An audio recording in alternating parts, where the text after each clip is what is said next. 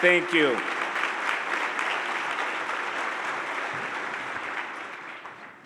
Thank you for being here this morning, and to all the esteemed elected officials, thank you, and particularly for the brothers and sisters in the audience. This is what Dr. King would have wanted to see on his birthday. Indeed, this is his vision. I want to also thank the Skanner for just an amazing 30 years of keeping Dr. King's dream alive with this particular breakfast. Now, I want to speak to you about the spirituality of direct action, the proven path to social and economic advancement. And in the context of that, I want to share with you the Selma student movement, what I call the tip of the arrow, a study in leadership.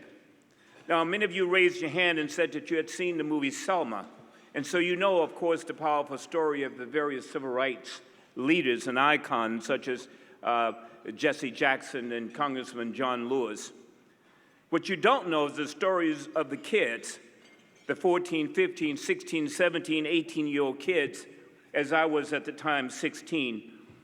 Those are the kids that I call the tip of the arrow, the vanguard, the first to go to jail, the first to be beaten, the first to be burned with cattle prods, and then to be driven miles away to unknown prison camps in the middle of the night. This was before Dr. King came to Selma. But yet we kids, we sat at the foot of Dr. King's pulpit and we looked up at him as he eloquently preached the necessity for us to embrace spiritual integration in order to achieve cultural integration and personal integration, teaching that only then would truly we have peace on this earth. So I want to talk to you about the kind of change that Dr. King was trying to get us to engage in. I call it a paradigm shift. My own paradigm shift happened in the cotton fields. But to give you an idea of what a paradigm shift is, I would refer to Stephen Covey's book, The 7 Habits of Highly Effective People, where he tells the story of a man getting on the subway in New York with his 3 little kids. And the kids started running and became unruly on the train car. And one of the passengers lowered his newspaper and said to the father, "Sir, why don't you chastise your kids? They're out of control." And the father said, "You're right. But you see, we just left the hospital, and their mother just passed away. So I thought this was a way that they could dissipate their grief." So you can feel the change. I was 7 years old in the cotton fields outside of Selma, just about 25 miles, and my cousin and I would look around at our uncles and aunts picking cotton, this light stuff. You had to pick 100 pounds at a penny a pound in order to get $1.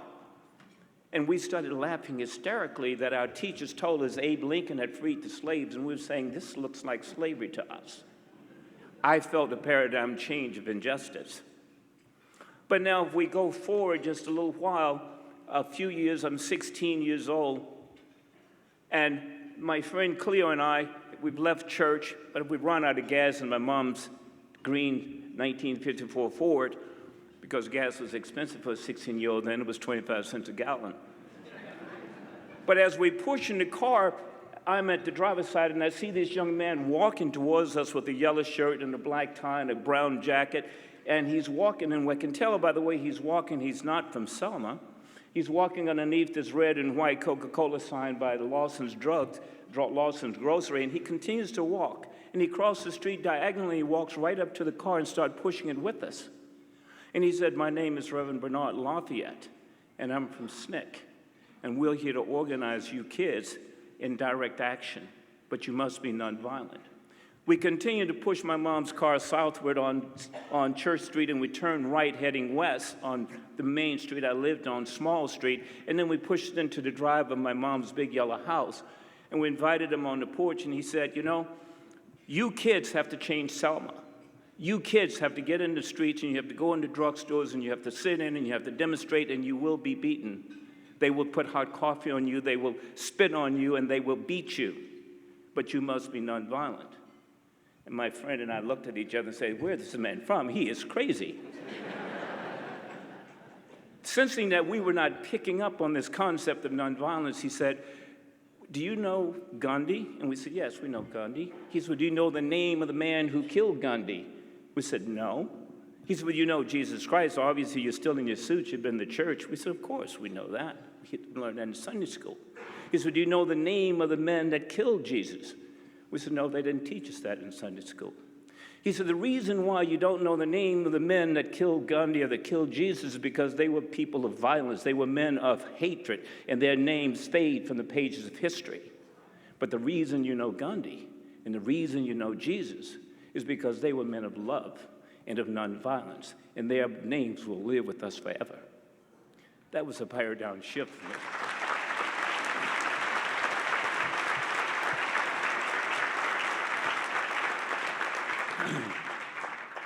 He told us that we must organize. We said, well, what do you want us to do, Bernard? He said, we want you to go to your segregated R.B. Hudson High School tomorrow, Monday, and tell all of your fellow kids, 7th grade through 12th grade, to meet us in the basement of Tabernacle Baptist Church, big church on Broad Street in Selma. And we eagerly did that. We got everybody to round up and say, hey, there's this guy. He's crazy. He says we're going to go in the streets, but he's talking about freedom. We should go. And we all went.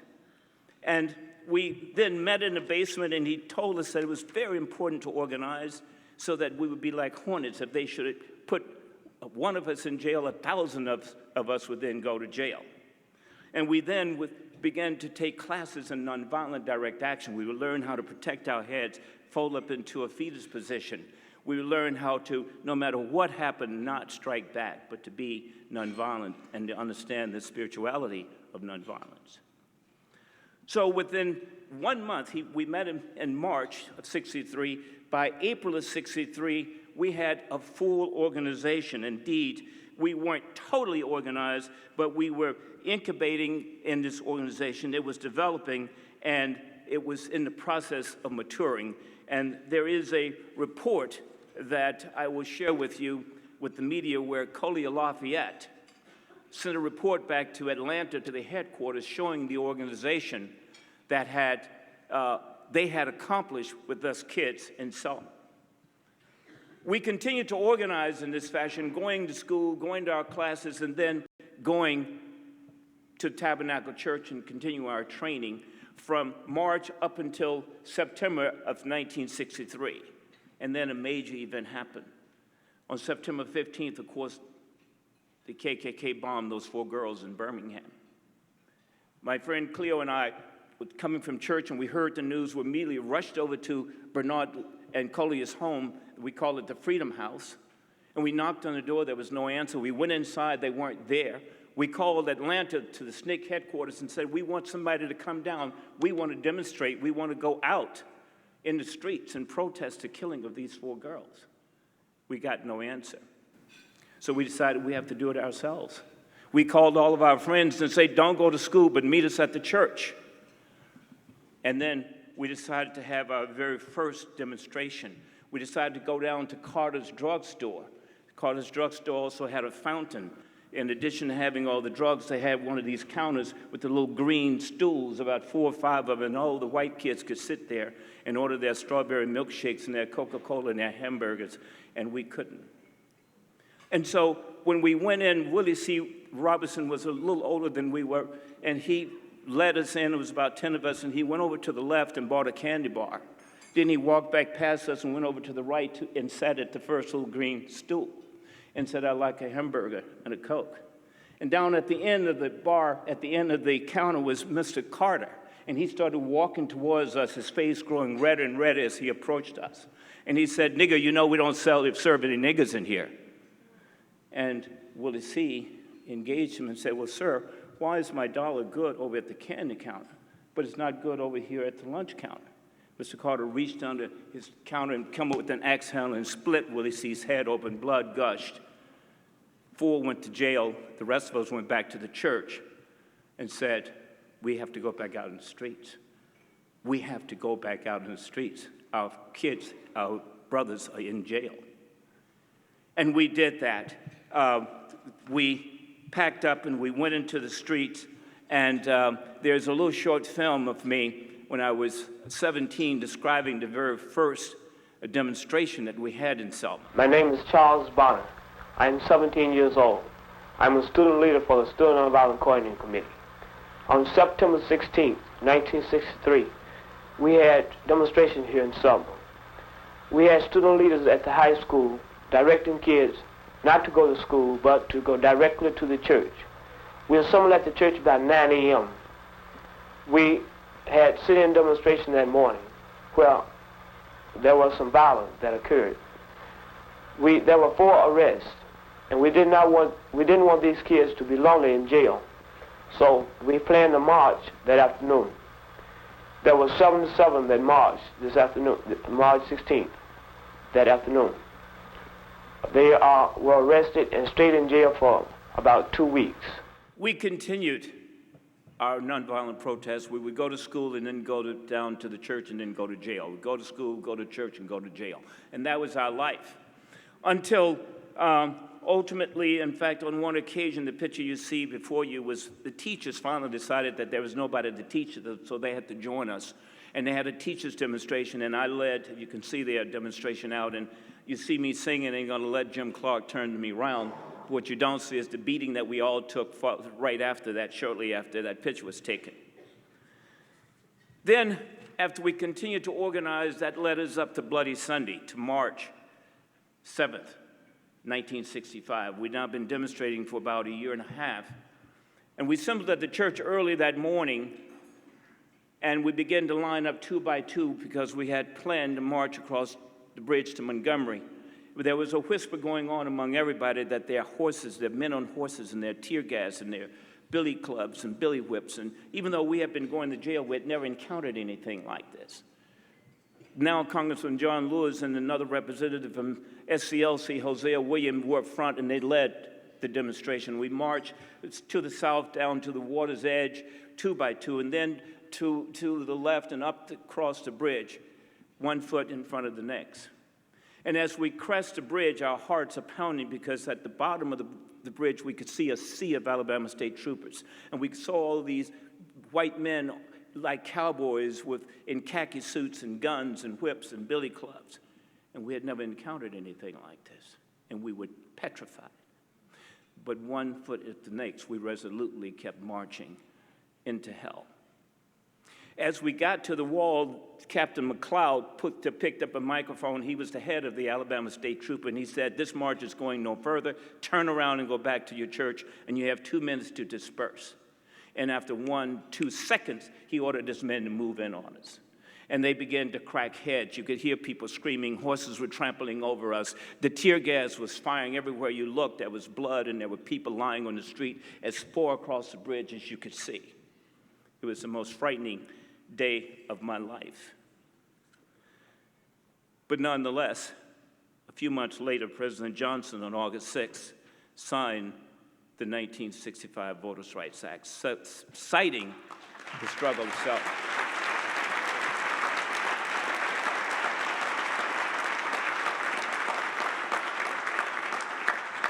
My law partner is a young white lady from Memphis, Tennessee, and she tells me that her father, who was a judge there, and her mother would, even though they were Catholics, but they would frequently go to the black churches, probably like the governor was saying, to learn how to speak because the black preachers are the best at it. And she said when they heard that Dr. King had been killed and shot there in the Lorraine Hotel in Memphis, her mother, in a very painful mourn, yelled, "Dr. King is dead. Where do we go? What do we do?" That was an urgent call to action. So what do we do? The world right now we know is on the brink of destruction. Those sworn to defend and uphold the United States Constitution are violating that public oath and that public trust by killing black men and women every 28 hours in our land of the free. Mothers are killing children, fathers are killing sons, brothers are killing brothers, Christians are killing Christians, ISIS is killing everybody. Drugs are claiming the lives of our children, the Native Americans, the United States veterans, and our upstanding people in the suburbs. People need housing.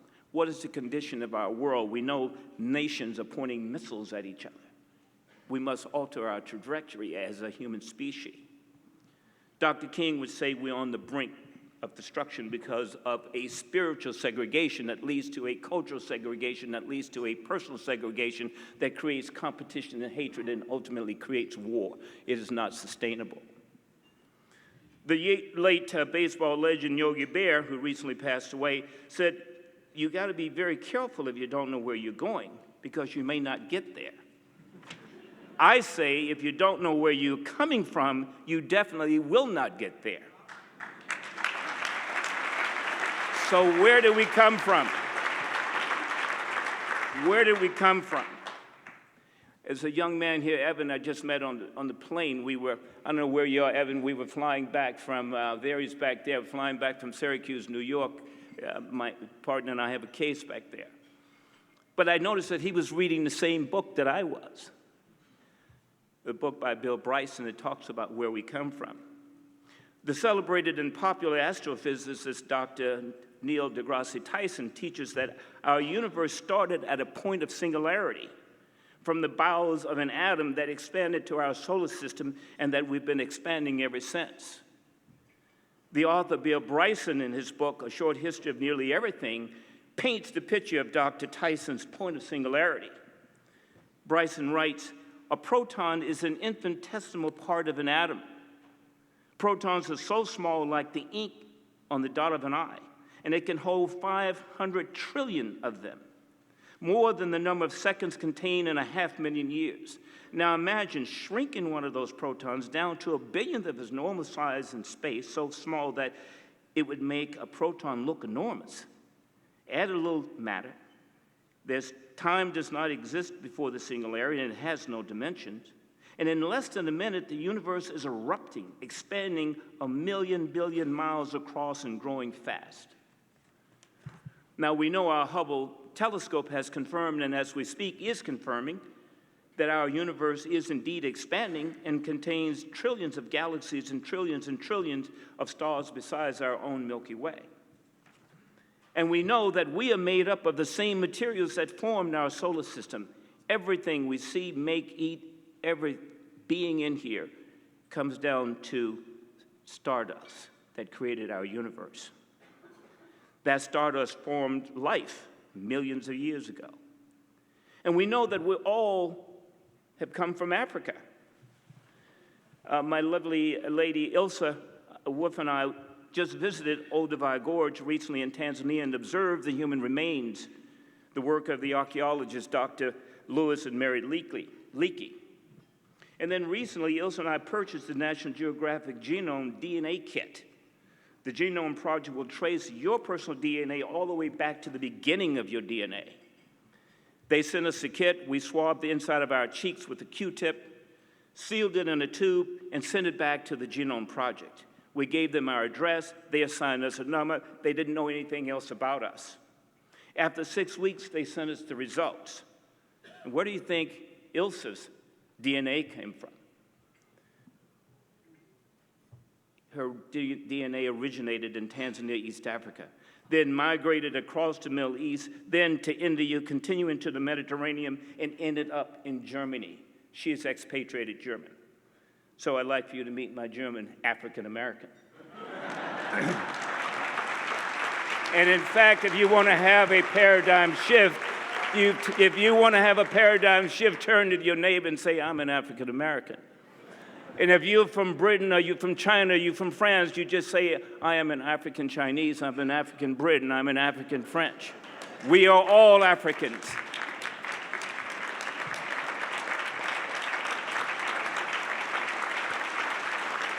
So we know that we're from the source, and as Dr. King said, the basic Christian doctrine teaches us that humans are made in the image and likeness of God.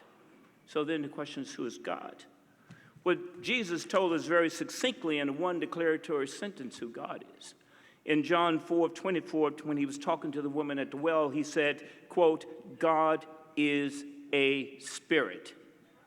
And what is spirit? Is energy. John also tells you can't see him, so it's energy. Energy is matter, matter is energy. It took Einstein 9 years to figure that out, and he expressed it in this equation, E equals mc squared. Energy equals mass times the speed of light squared. which simply mean all matter is energy and all energy is matter. We are the stardust, we are the energy. That equation tells us that there's a huge amount of energy bound up in every living thing, including us. So if we're the source, we're from the source, it's like if we go into the ocean and we get a glass of water and we bring that glass of water from the ocean, we set it in front of us. Isn't that glass of water still the ocean?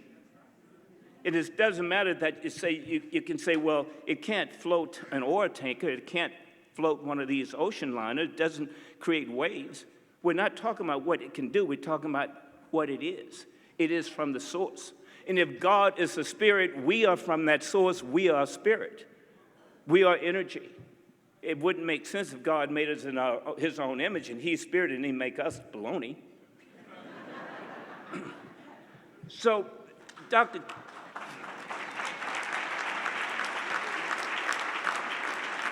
King, as well as Jesus, particularly when Jesus said, the Father is in me and I in him, they taught us that this spiritual integration is going to be the salvation of our planet. It is this spiritual segregation that keeps us into conflicts and keep us fighting. We don't recognize that we are one. Now, we know that Dr. King wrote these words to make this point in a Christmas sermon on peace in 1967, and he said, it really boils down to this, that all life is interrelated. We're all caught in an inescapable network of mutuality tied into a single garment of destiny. Whatever affects one directly affects all indirectly. We are made to live together because of the interrelated structure of reality. This is the way our universe is structured. This is the interrelated quality. We aren't going to have peace on earth until we recognize this basic fact of the interrelated structure of all reality.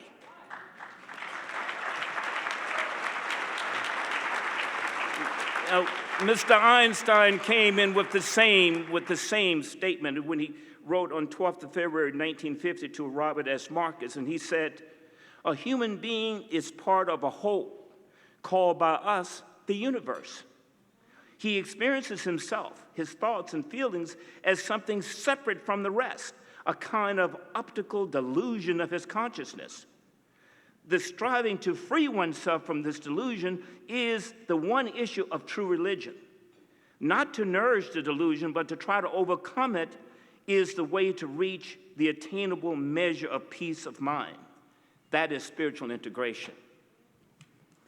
Now, what must we do?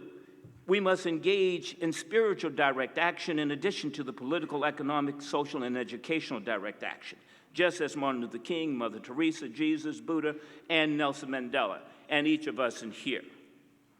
We know that Dr. King said that the life's most persistent and urgent question is, what are you doing for others? Every man must decide whether he will walk in the light of creative altruism or in the darkness of destructive selfishness. My partner and I, we've started a solar energy company to take solar energy to the bush of Tanzania, to people off the grid, because our economic structure today will never trickle down to the people out there off the grid. Their kids will never have computers. We have to do that.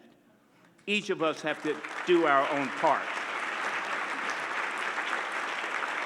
The scientists explain that the world of quantum physics tells us that atoms are made out of invisible energy, not tangible things. Thoughts, intentions, prayer, and other units of consciousness can directly influence our physical material world. Consciousness can be a big factor in creating change on the planet, sending thoughts of love, healing intent, prayer, good intentions, and more can have a powerful influence on what you are directing those feelings towards. So when you think of your brother calls, not your mother, not your sister. That's the energy that we have, and we can communicate to each other. It's the ultimate free iPhone. Now, how do we create this positive qualitative change, this qualitative paradigm shift in human consciousness? We must recognize and appreciate that we are a global network of neurochemical reactions Just as a pixel on a screen can express themselves as an image when in unity, the convergence of our collective neural interaction can and must express itself as a moral, loving, and just consciousness.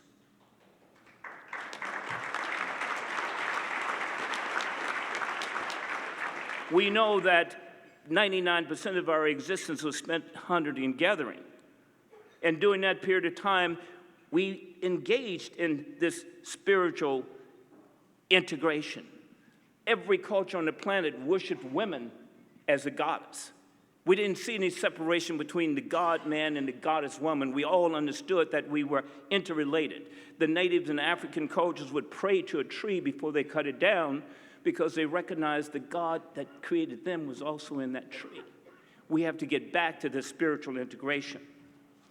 Now, just to conclude, on the 4th of November, 1956, I was 10 years old, Dr. King wrote a letter as if he were Paul, the Apostle Paul, writing a letter to Americans. And he says, as Paul, I understand you have an economic system in America known as capitalism.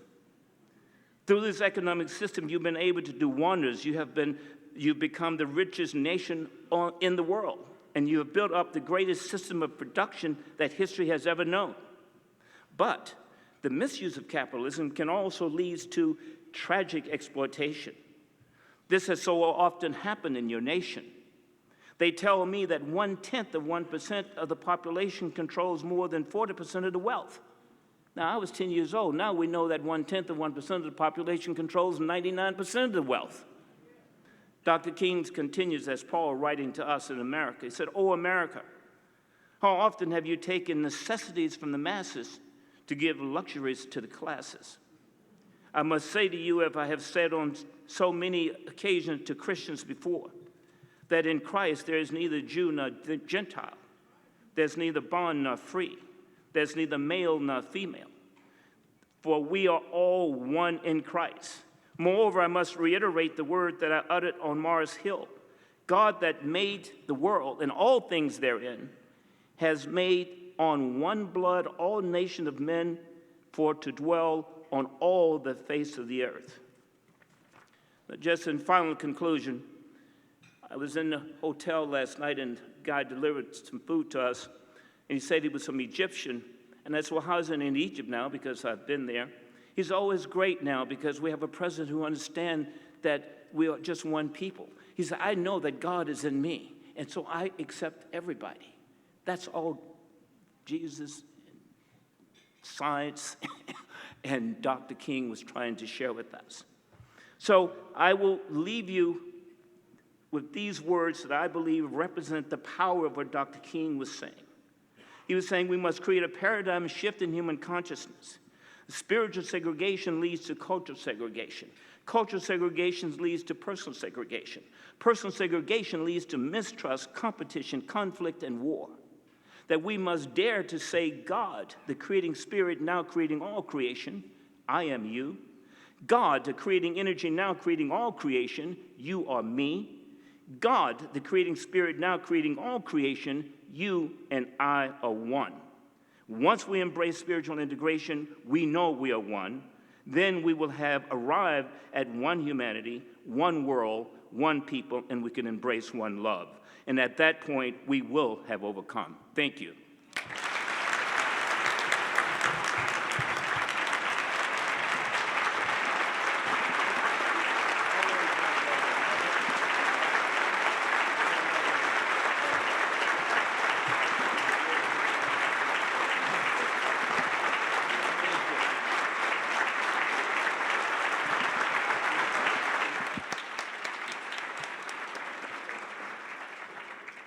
We are all one. Let's give another hand to our speaker.